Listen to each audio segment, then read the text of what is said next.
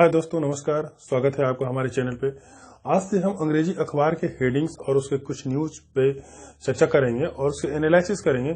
Sentence structure के दृष्टिकोण से कुछ सेंटेंस ऐसे होते हैं जो समझ में नहीं आता। ऐसे भी इन जनरल अगर आप देखेंगे तो जो अंग्रेजी अखबार के जो हेडिंग होते हैं वो किसी ग्रामर पैटर्न को फॉलो नहीं करते हैं। उसका अपना एक पैटर्न होता है, ग्रामर के नियम वहां पे अप्लाई नहीं होते। तो बहुत सारे स्टूडेंट को ये समझने में बहुत मुश्किल होती है कि आखिर ये सेंटेंस कैसे कंस्ट्रक्ट हो गया है, इसके हेल्पिंग वर्ब कहाँ है, वर्ब कहाँ है। तो इन सारी चीजों को हम प्रतिदिन कुछ ना कुछ देखेंगे इसको और समझाने की कोशिश करेंगे। खासकर वैसे विद्यार्थी, वैसे स्टूडेंट जो जिनका लेवल कुछ बना हुआ है, जो कुछ समझते हो, अंग्रेजी ग्रामर को जानते हो, लेकिन उसके बावजूद ये समझ में नहीं आता, उनके लिए ये वीडियो काफी उपयोगी होने वाला है। तो आइए चलिए देखते हैं। इसका हेडिंग है CM for stone water drains old age homes in all towns. इसके क्या मीनिंग है और इसके क्या अर्थ निकलते हैं ये हम देखेंगे। यहाँ पे लाइन लिखे हुए हैं, CM for stone water drains old age homes in all towns. क्या हुए इसके मीनिंग? ये जो देख रहे हैं आप प्रीपोजिशन फॉर, ये फॉर और अगेंस्ट, ये दो ऐसे वर्ड हैं जो एक दूसरे के अपोजिट है।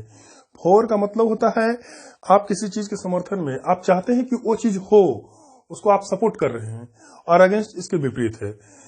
इसी से मिलता जुलता हुआ एक और फ्रेज होता है प्रोज एंड कॉन्स, जिसकी चर्चा हम कभी बाद में करेंगे। उसका मीनिंग होता है किसी चीज के मेरिट और डिमेरिट पे बात करना। एक ही चीज, एक ही पहलू के मेरिट और डिमेरिट को बात करना।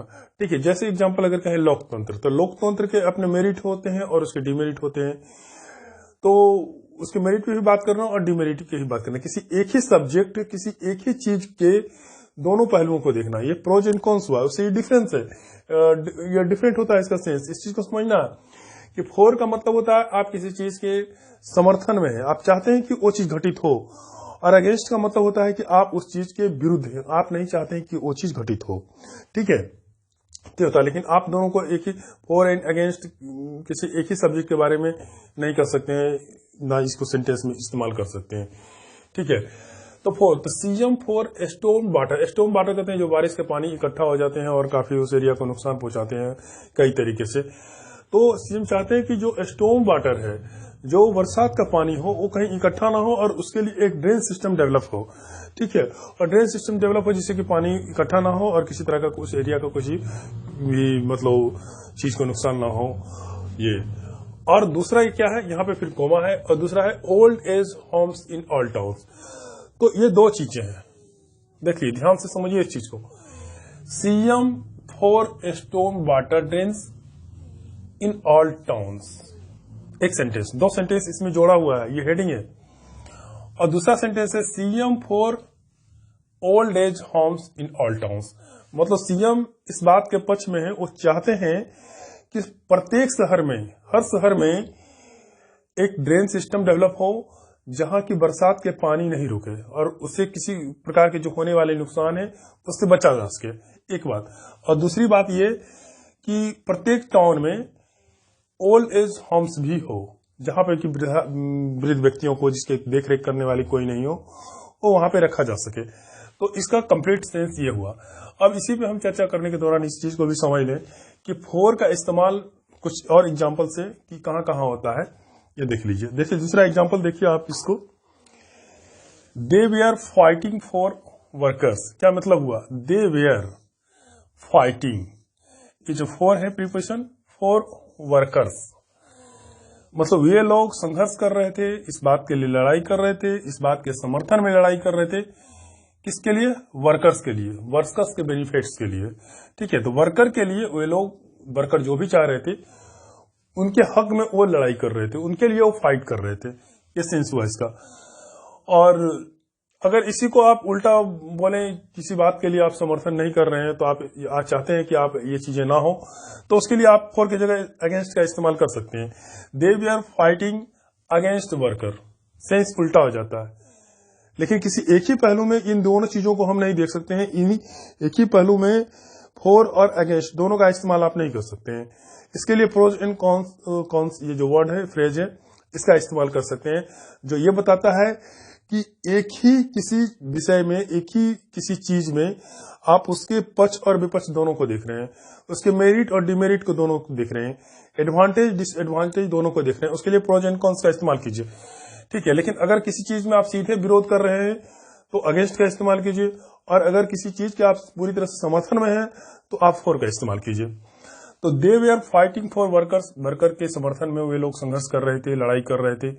और इसके उल्टा बोलना चाहिए, इसकी जगह हम अगेंस्ट का इस्तेमाल कर सकते हैं। ठीक है, उसी तरह दूसरा example, we are for this proposal, हम लोग इस प्रपोजल के समर्थन में चाहते हैं कि ये प्रपोजल लागू हो, ये प्रपोजल अच्छा है, इसलिए इसके ये अमल में आए।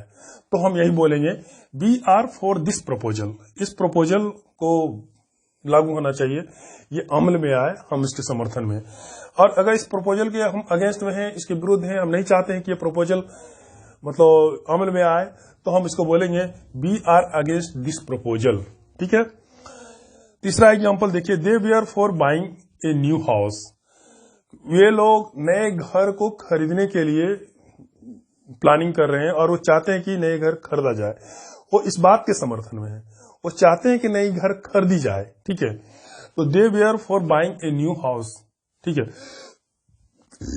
और इसके उल्टा हो तो हम बोल सकते हैं कि they were against buying a new house, मतलब वो नहीं चाहते हैं कि वो नया घर खरीदी जाए। देखते हैं अब कुछ अगेंस्ट वाले एग्जांपल्स को। फाइट अगेंस्ट टेररिज्म, आपको समझ में आ रहा होगा कि ये जो वर्ड अगेंस्ट है, फाइट, टेररिज्म के विरुद्ध में आप संघर्ष करें, टेररिज्म के विरुद्ध में आप आवाज उठाएं, तो अगेंस्ट का इस्तेमाल किए। अगर यही हमको समर्थन में करना होगा तो बोलेंगे फाइट फॉर टेररिज्म। या दूसरे एग्जांपल्स में देखें, फाइट फॉर जस्टिस, न्याय के लिए संघर्ष करें, न्याय के लिए आप लड़ाई लड़ें। We should fight against anti social elements, ये तीसरा एग्जांपल्स, कि हम लोगों को संघर्ष करना चाहिए किसके विरुद्ध, अगेंस्ट एंटी सोशल एलिमेंट, जो समाज विरोधी तत्व हैं उसके विरुद्ध संघर्ष करना चाहिए।